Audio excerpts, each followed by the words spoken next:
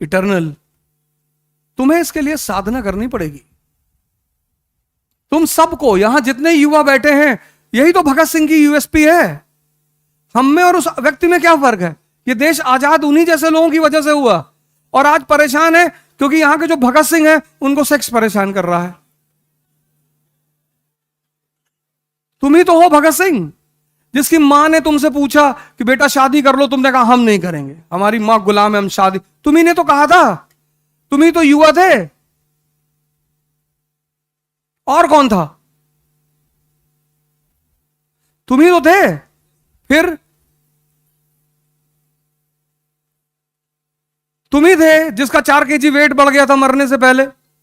तुम ही थे जिसने कहा था कि 15 पेज बचा है उसको पढ़ लेने दो, और आज तुम कह रहे हो कि सेक्स परेशान कर रहा है। इसलिए ये देश परेशान हो रहा है, क्योंकि यहां का युवा वो भटक गया, उसको रास्ता नहीं मिल पा रहा है। उस क्यों भटका? उसने जीवनियां पढ़नी छोड़ दी, उसने ऑटोबायोग्राफियां पढ़नी छोड़ दी। एक मेरे मित्र हैं, उनके भाई भतीजे राजेंद्र नगर में रहते थे, अब तो वापस घर चले गए। तो उन्होंने मुझसे कहा कि अवध यार जरा उसको पैसा दे दो कुछ। हम पैसा लगा नहीं पाए, कुछ दे दो। तो हम उनके कमरे पे गए पैसा देने के लिए, तो वो कुछ हल्दी और शहद वहद लगाया हुआ था चेहरे पे। तो हमने पूछा कि ये क्या है?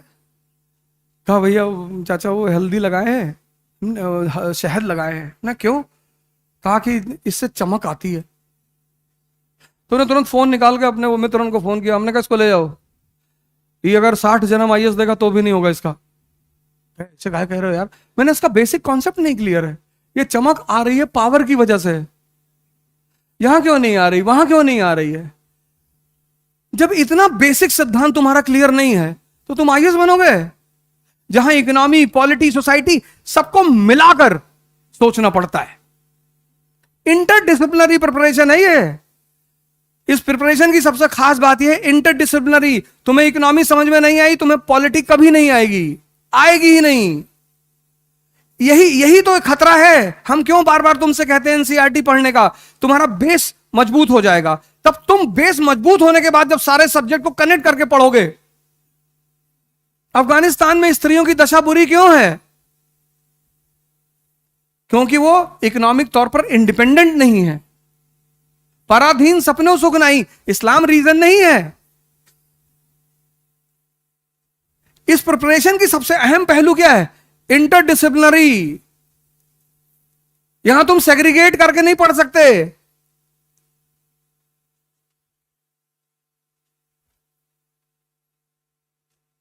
और आज तुम ये बात कह रहे हो। तो मैंने कहा मैं पहले तो तुमको पैसा नहीं दूंगा। मैंने अपने मित्र से कहा मैं इनको पैसा नहीं दूंगा और ये आईएएस कभी नहीं बनेगा। शंकर जी कौन सा फेस पैक लगाए हुए? ताकत है, ताकत। स्त्री लक्ष्मी की तरह है, वो विष्णु का ही वर्ण करेगी। तुम कहानियां पढ़ के कुछ सीखे ही नहीं। तुम उसके सामने अच्छा बनने की कोशिश करते हो कि मैं सिगरेट नहीं पीता। पियो, कौन मना किया तुमको? जहर भी पीना चाहिए।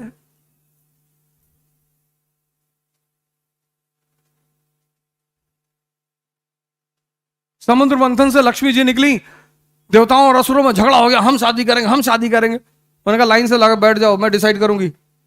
स्त्री हमेशा डिसाइड करेगी। फिर जब दोनों लोग लाइन से डिसिप्लिन में बैठ गए, वो समझ गई पागल हैं। उसने दूर सागर में देखा एक आदमी शेषनाग पे लेटा। उसने कहा ये कौन है? बोले विष्णु है। बोले इसको पता है मैं बाहर आई हूं? बोले पता है। बोले फिर भी? जाके उन्होंने उनको माला पहना दी। इनविंसिबल है ना, ताकत। ये दोनों लोग देखते रह गए और माला ऐसे आदमी को पहना दी जो हमेशा लोड करके रखा हुआ है कि उल्टा सीधा बोले तुरंत डाल देंगे खटाक से।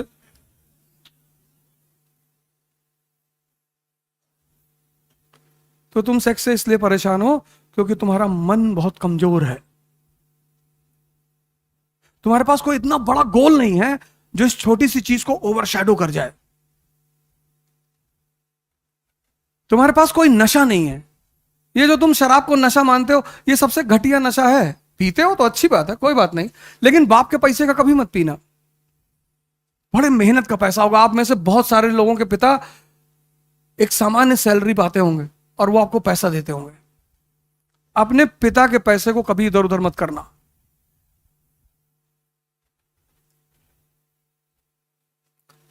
हम भी तो मिडिल क्लास से है ना। हमारे पिताजी पोस्ट ऑफिस में थे।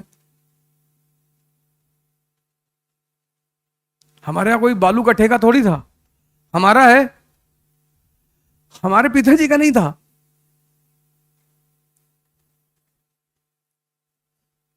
सामान्य सैलरी पाते थे, यहीं हम रहते थे, दिल्ली आए थे, सामान्य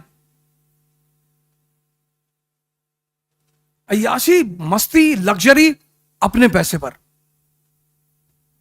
ना तो पिता के पैसे पर और ना लोन पे। दोनों बातें सर बहुत अच्छा बताएंगे। लोन पे कोरोना आया, बड़े लोग हिल गए अंदर से। कोरोना में ही मेरा झगड़ा हुआ, जहां मैं पिछले इंस्टीट्यूट में पढ़ाता था, तो उनको लगा कोरोना चल रहा है, कहीं से पैसा आ नहीं रहा, इस वक्त टीचरों को धमका लो। तो उनको लगा कि यार बोलो, और हमने कुछ नहीं कहा, हमने सिर्फ छोटी मोटी दो चार बातें की, वो बुरा मान गए। 5-6 हजार करोड़ के मालिक, kick you out from here. Kick? अरे कैसी बातें कर रहे हो सर।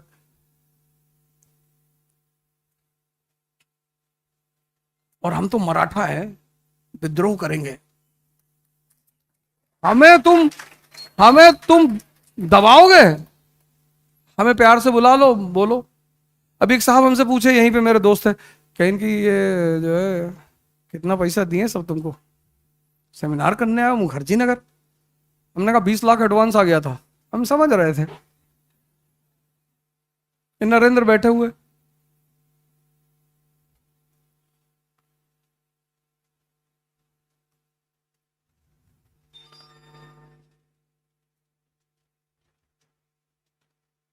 जब तक तुम्हारा मन ही तो है जो तुम्हें परेशान कर रहा है, कब तक करेगा? 50, 55, 60, फिर क्या करोगे?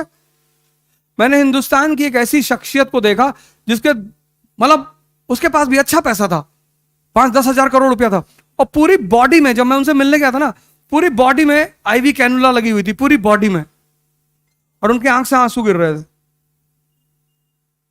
वो कुछ बोले तो नहीं, मैं भी ऐसे हाथ जोड़ के खड़ा था कुछ देर तक, फिर मैं चला आया। मैंने क्लास की शुरुआत में क्या कही? ज्ञान से बड़ी कोई ताकत नहीं है। ये जितने शिक्षक लोग यहां बैठे, मैं सबको बुराया तुरंत, ये इनका सबका सम्मान, ये शिक्षक हैं।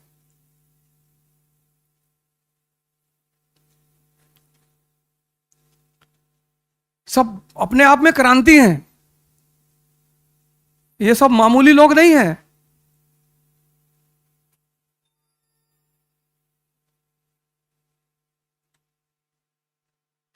कुछ पूछ रहे थे।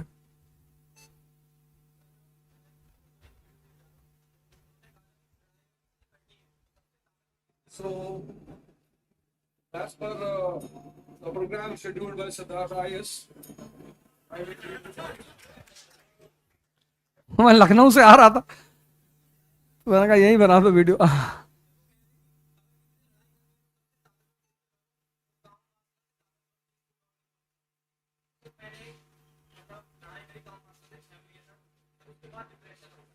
होगा, तुम शायद ओशो को समझ नहीं पाए। बैठो।